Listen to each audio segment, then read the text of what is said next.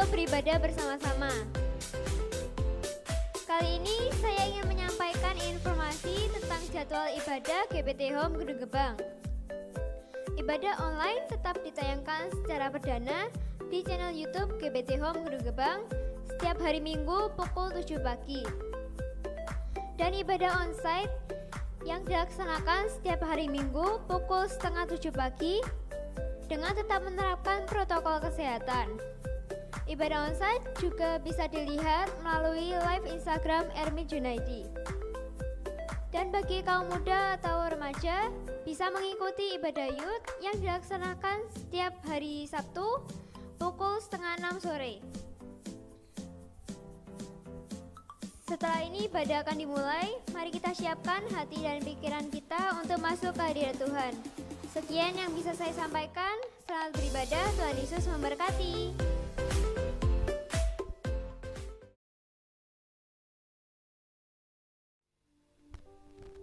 Shalom jemaat Tuhan, dimanapun Bapak Ibu berada pada saat hari ini, mari saya mengajak untuk kita sama-sama menghadiri undangan Tuhan pada saat hari ini, untuk kita dapat diperbaharui, untuk kita dapat dipulihkan, untuk kita dapat menerima kemenangan yang daripada Tuhan. Amin. Mari saya ajak untuk kita dapat bersaat teduh sejenak, kita mengucap syukur kepada Tuhan. Kami mengucap syukur Tuhan atas segala kasih karunia-Mu, atas segala anugerah-Mu yang begitu besar dalam kehidupan kami, sehingga Engkau menopang kami pada saat pagi hari ini, pada saat sampai detik hari ini Tuhan Yesus, kami merasakan pertolongan demi pertolongan yang Kau berikan bagi kami. Kami mengucap syukur, ini kami segenap anak-Mu, kami mempersiapkan hati kami, hidup kami terlebih lagi Tuhan, untuk kami dapat memenuhi undangan-Mu. Oh Yesus, terima kasih Tuhan. Terima kasih. Berkati kami Tuhan Yesus. Bila hatimu terasa berat, tak seorang pun mengerti bebanku. Ku tanya Yesus, apa yang harus ku buat? Dia berfirman, mari datanglah. Dia selalu pedulikan aku. Ku datang Yesus, Dia pikul segala bebanku. Sujud di atasnya, ku bawa hidupku. Ku terima anugerahnya, Dia ampuniku dan bebaskanku. Dia ubah hidupku, barui hatiku. Sesuatu terjadi saat datang di altarnya.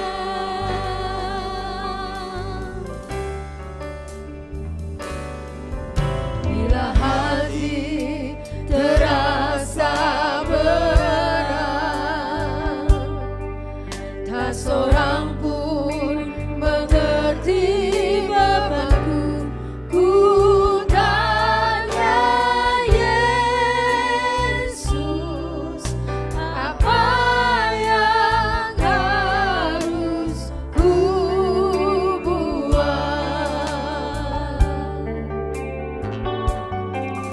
Dia berfirman, mari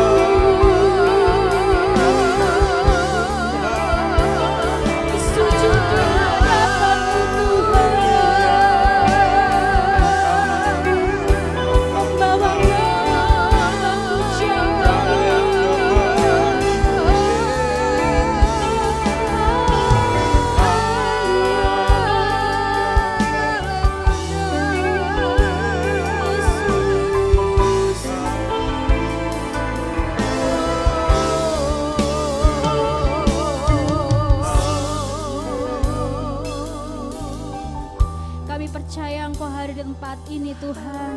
Ini kami segenap anak-anak-Mu, kami mau memuji, kami mau menyembah, kami mau meninggikan nama-Mu Tuhan Yesus. Berhadirat tempat ini Tuhan, bertahtalah atas pujian kami hanya di dalam nama Tuhan Yesus Kristus. Haleluya, amin. Haleluya, saya yakin dan percaya bahwa Bapak Ibu yang di rumah merasakan sukacita yang daripada Tuhan, amin. Karena Tuhan Yesus adalah Tuhan yang ajaib, kasih-Nya tidak pernah berubah sampai selama-lamanya, amin.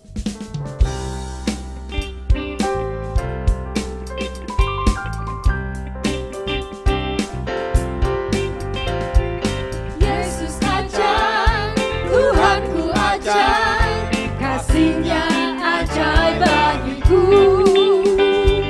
Yesus ajaib, Tuhanku ajaib, rahmat-Nya kekal selamanya. Yesus ajaib, Yesus ajaib, Tuhanku ajaib, kasih-Nya ajaib bagiku. Yesus ajaib, Tuhanku ajaib, rahmat-Nya kekal selamanya. Tak berubah kasih-Nya, setiap hari bertambah indahnya. Sampai bumi berlalu dan habislah ragaku, Yesusku ajaib bagiku. haleluya. Yesus ajaib, Tuhanku ajaib, kasih-Nya ajaib bagiku. Yesus ajaib, Tuhanku ajaib, rahmat-Nya kekal selamanya. Tak berubah kasih-Nya, setiap hari bertambah indahnya. Sampai bumi berlalu dan habislah ragaku, Yesusku ajaib bagiku.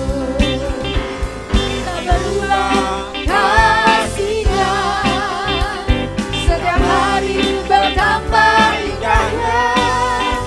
Sampai bumi berlalu dan habislah ragaku, Yesusku ajaib bagiku.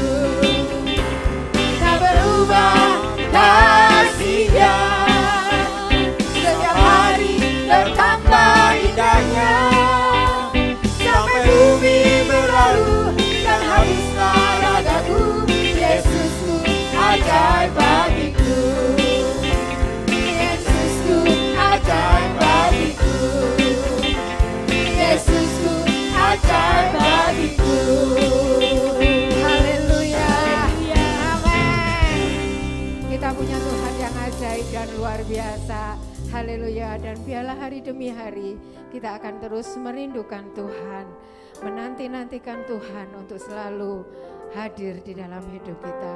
Mari saya mengajak bersama-sama kita mau katakan, Tuhan, aku mencintai Engkau lebih lagi. Aku mau mengasihi Engkau lebih lagi dalam hidup kami. Haleluya.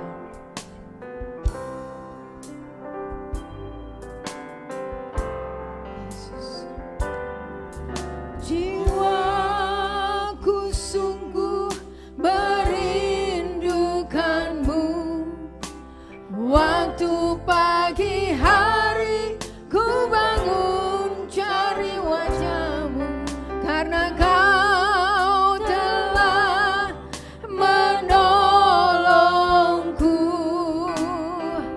Di bawah naungan sayap-Mu ku bersuka cita. Katakan, Yesusku cinta.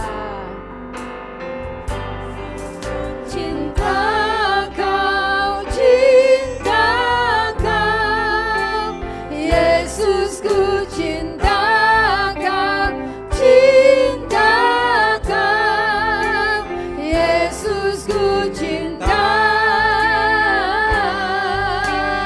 Kau, dengan segenap hatiku.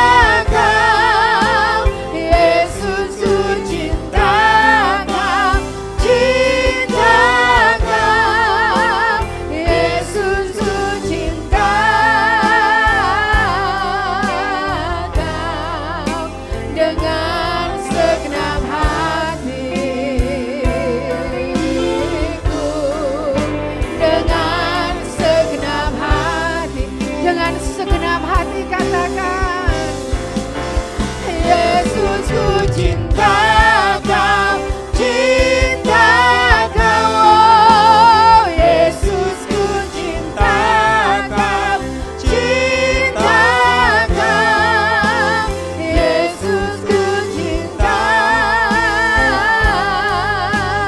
kau dengan segenap hatiku, dengan segenap hati, dengan segenap hati, dengan segenap hatiku, dengan segenap hati, dengan segenap hatiku, dengan segenap hati. Haleluya. Bapa, kami mengucap syukur Tuhan buat kesempatan yang indah ini Tuhan. Dan Tuhan, kami sudah memuji dan membesarkan nama Engkau. Dan kiranya Tuhan kami akan mendengarkan sebagian firman-Mu Tuhan. Dan Tuhan, kami mau diubah, kami mau diperbarui karena firman-Mu Tuhan.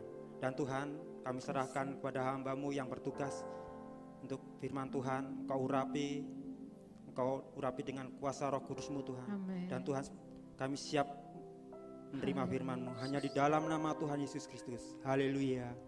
Amin.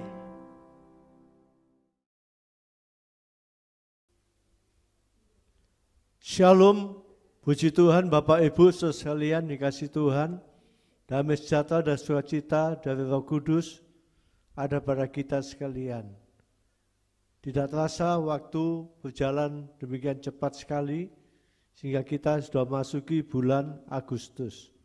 Baik, kita akan membuka Alkitab kita. Kita baca dalam Roma pasal 9 ayat ke-13 sampai yang ke-16 tentang kemurahan hati Tuhan. Ini yang kedua. Yang pertama telah kami sampaikan pada tanggal 24, 2 minggu yang lalu. Dan ini bagian yang kedua. Kita baca sama-sama ayat 13-16 dikatakan demikian. Seperti ada tertulis, aku mengasihi Yakub tetapi membenci Esau. Jika demikian apakah yang hendak kita katakan? Apakah Allah tidak adil? Mustahil.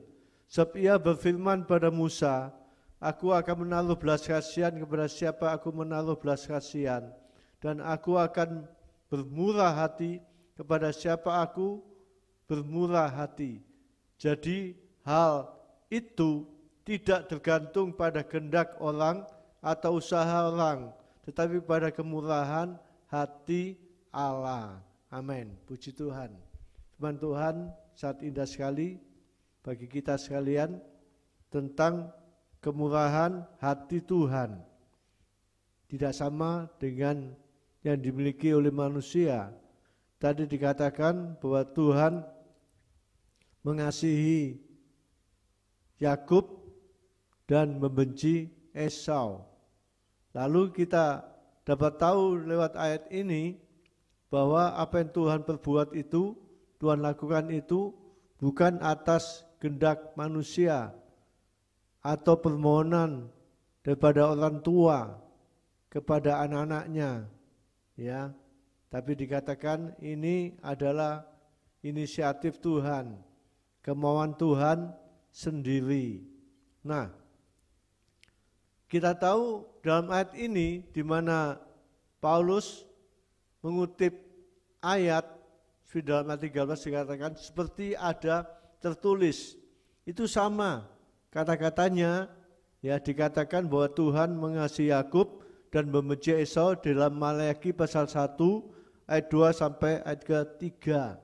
Jadi ini Paulus mengutip perkataan yang ada di dalam kitab Maleakhi pasal 1 ayat 2 sampai ayat yang ke-3. Ya, puji Tuhan. Kemurahan hati, kemurahan itu artinya suka memberi, suka menolong, ya, kepada sesama manusia. Nah, ini kita dapat bertanya kepada diri kita sendiri, kenapa Tuhan mengasihi dan membenci? Padahal ini sama-sama bersaudara, adik kakak. Esau kakak dan Yakub adalah adik. Nah, kita tahu Tuhan itu tahu apa yang dilakukan, dikerjakan oleh kedua orang ini, Yakub dan Esau. Ya, kita tahu Esau itu anak sulung dan Yakub itu anak yang kedua. Nah, kita sama-sama mau mempelajari ya apa yang dikerjakan, apa yang dilakukan oleh Yakub dan Esau. Pada minggu yang lalu saya sudah katakan tentang Esau, ya, bahwa keturunan Esau itu Amalek dan Moab dan Edom, ya. Keturunan Esau, Amalek dan Edom itu dibasmi oleh Tuhan, dilenyapkan oleh Tuhan. Ya, karena menghalangi perjalanan bangsa Israel menuju ke tanah Kanaan. Nah, kita melihat sekarang ini tentang Yakub. Dikatakan aku mengasihi Yakub. Tentunya kita senang kalau kita dikasihi oleh Tuhan. Habis itu bersama-sama kita melihat dan mencontoh apa yang dilakukan oleh Yakub selama dia hidup di dalam dunia ini. Yang pertama kita lihat dalam Kejadian pasal 25 ayat 31 sampai 34. Kejadian pasal 25, ya, kita baca ayat yang ke-31 sampai yang ke-34.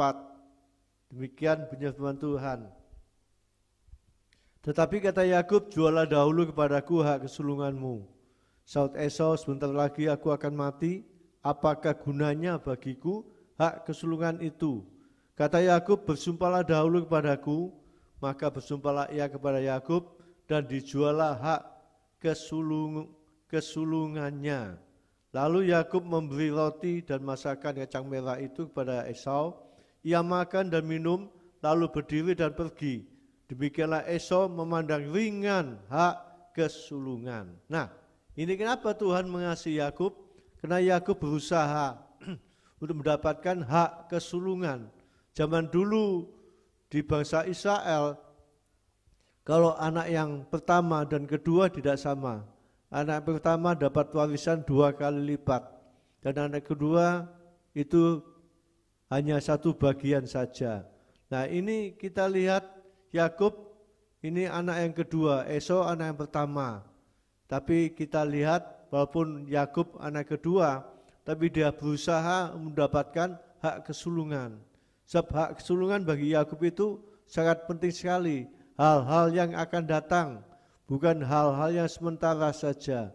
Tapi kita lihat Esau ini dia datang dari tempatnya jauh, ya, pulang ke rumah, lalu dia mencium bau masakan Yakub, lalu dia lapar dan dia minta masakan Yakub di situ, tapi Yakub tidak kasih.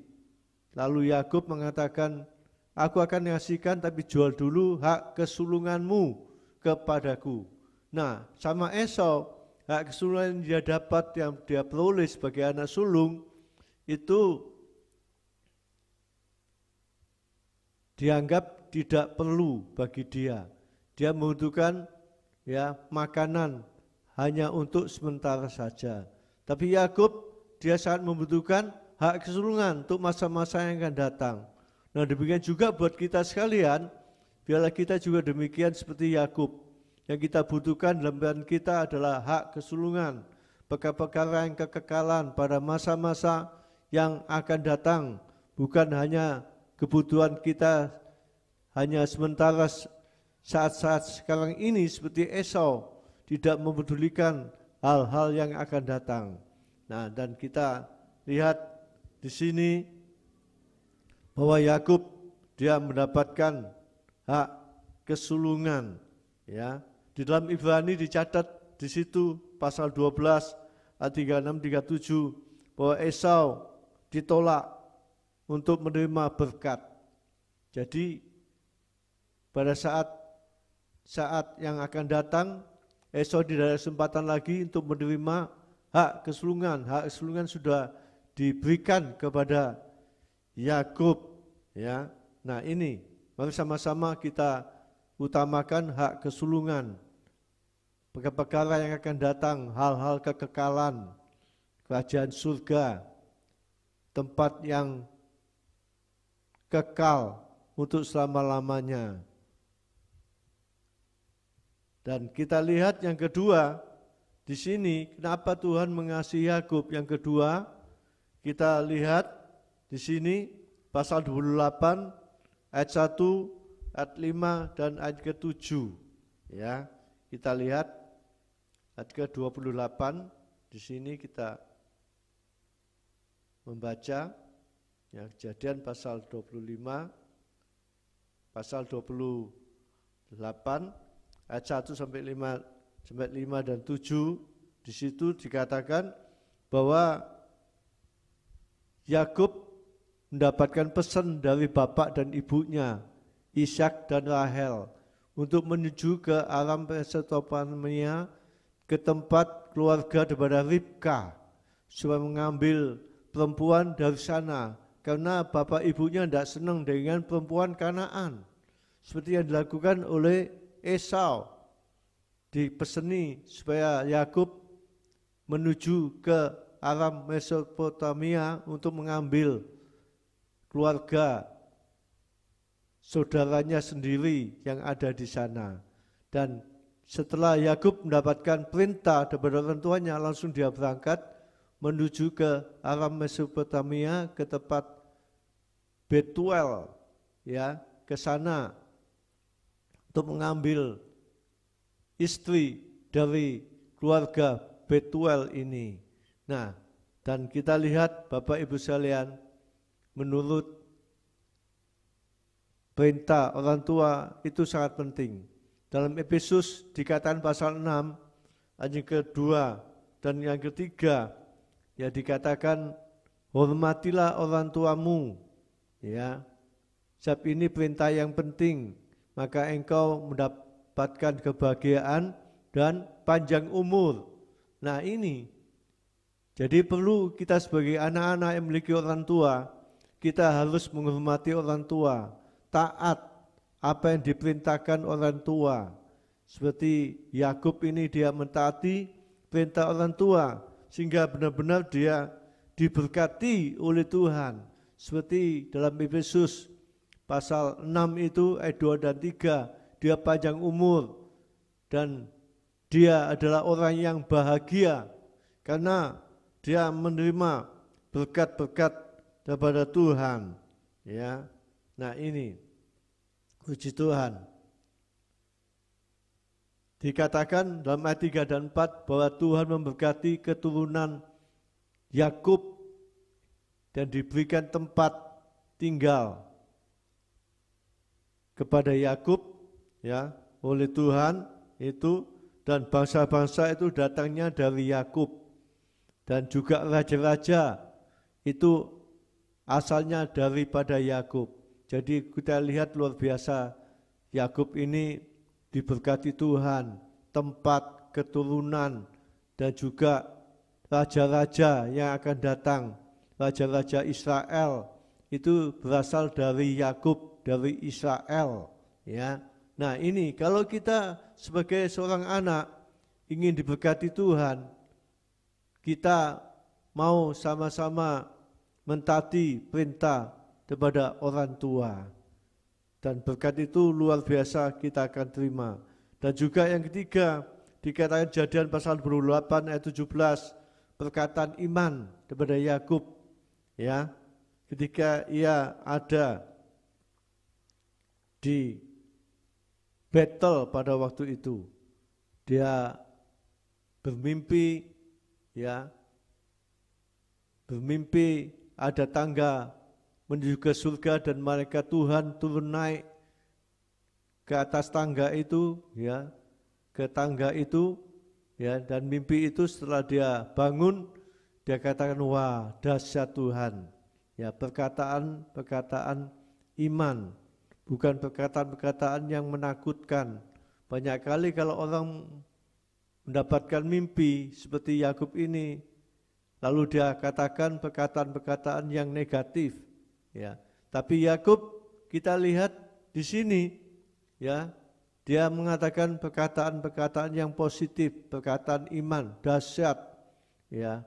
Tuhan ada di tempat ini. Nah, kita juga demikian.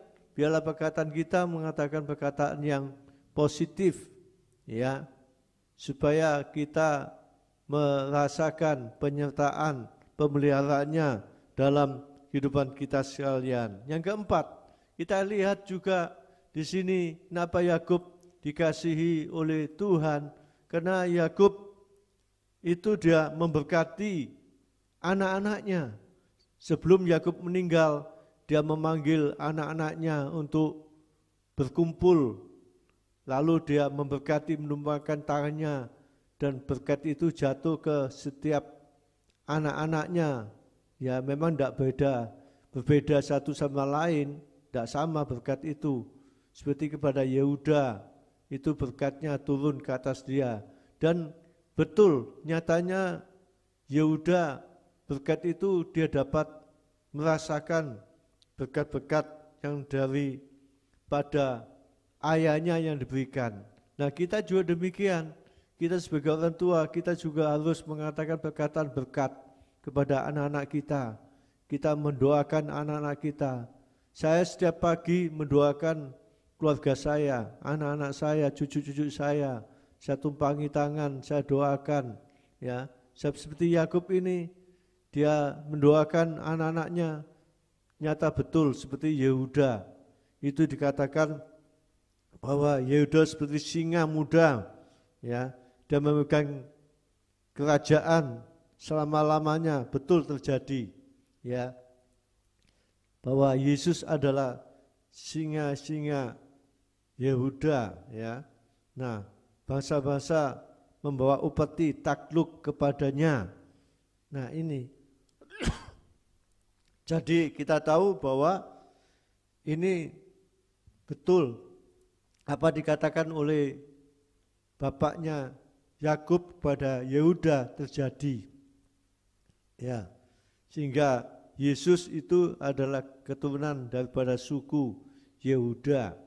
Ya, dia memegang pemerintahan, dia menang. Nah, ini demikian juga kita perlu kita mengatakan pada anak-anak kita, pada cucu-cucu kita, perkataan-perkataan berkat, ya. Tidak hanya pekerjaan kita yang kita doakan supaya Tuhan berkati rumah tangga kita, tapi juga kita perlu mendoakan anak-anak kita semuanya yang ada pada kita. Puji Tuhan. Dan kita tahu bahwa Tuhan selalu melindungi Yakub dalam perjalanan. Pada waktu Esau mengancam pada Yakub akan dibunuh karena berkatnya diambil oleh Yakub. Dan pada waktu dalam perjalanan Esau diingatkan oleh Tuhan, jangan kamu mengatai Yakub kalau kamu ketemu dengan Yakub sepatah kata pun juga. Jadi tadi rencana Esau ini mau ketemu Yakub, Yakub mau dibunuh karena dia tidak senang dengan Yakub, berkatnya dirampas oleh Yakub, ya. Tapi Tuhan melindungi Yakub sehingga tidak terjadi hal-hal yang tidak diinginkan. Nah, demikian juga buat kita sekalian. Kalau kita dikasih Tuhan, kita mendapatkan pelindungan daripada Tuhan kita Yesus Kristus. Dan juga doa kita didengar oleh Tuhan. Yakub demikian juga. Doanya didengar oleh Tuhan pada waktu kesukaran. Pada waktu dia dalam kesukaran, dia berdoa kepada Tuhan agar Tuhan melepaskan kesukaran itu, dan doa Yakub didengar oleh Tuhan. Yakub sendiri mengakui bahwa doaku didengar oleh Tuhan pada waktu aku menghadapi kesukaran. Nah, biarlah kalau kita juga menghadapi kesukaran, biarlah kita lari kepada Tuhan, dan Tuhan akan menolong kita, mendengar permohonan doa kita sekalian, ya. Puji Tuhan. Bukan saja didengar doanya, disertai oleh Tuhan dalam perjalanan yang dia tempuh dalam hidupnya itu. Dan kita lihat di sini bahwa Tuhan menyambut Yakub pada saat Yakub datang ke Betel. Di situ Tuhan datang dan Tuhan memberkati Yakub. Tidak hanya datang saja menyambut, tapi juga Tuhan memberkati. Wah, luar biasa kalau Tuhan dapat menyambut Yakub. Yakub ini siapakah? Dia adalah manusia biasa, disambut kedatangannya oleh Tuhan dan dia diberkati oleh Tuhan. Nah, kalau kita ingin mendapatkan diutamakan oleh Tuhan dan diberkati oleh Tuhan dalam segala hal, biarlah kita dapat menyenangkan hati Tuhan dalam kehidupan kita ini, ya. Nah, luar biasa berkat Tuhan pada Yakub ini luar biasa. Ya, keturunannya diberkati dan juga bangsa-bangsa itu berasal dari Yakub dan juga Israel menurunkan raja-raja itu ya dari Yakub dan Israel mewarisi negeri tanah Kanaan. Ya, luar biasa ini. Dan janji Tuhan itu kepada Abraham, Yakub, Ishak dan Yakub. Luar biasa. Jadi Yakub juga bagian berkat-berkat kepada Tuhan. Juga buat kita sekalian. Ya, kita juga inginkan kita menikmati berkat Tuhan dalam hidup kita, dalam perjalanan hidup kita, di mana saja kita berada. Kita ingin supaya Tuhan campur tangan, kedahsyatan Tuhan itu nyata di dalam kehidupan kita sekalian. Nah, puji Tuhan, biarlah firman Allah yang kami sampaikan pada saat sekarang ini, ya, supaya kita juga bisa merasakan kemurahan hati Tuhan bagi kita sekalian. Kita tidak akan seperti Esau, tapi biarlah kita dapat sama seperti Yakub dalam perjalanan hidup kita.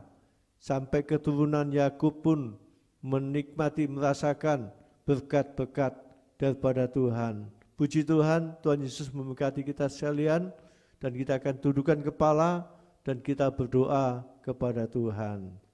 Terima kasih Tuhan buat firman-Mu yang Tuhan sudah berikan buat kami sekalian.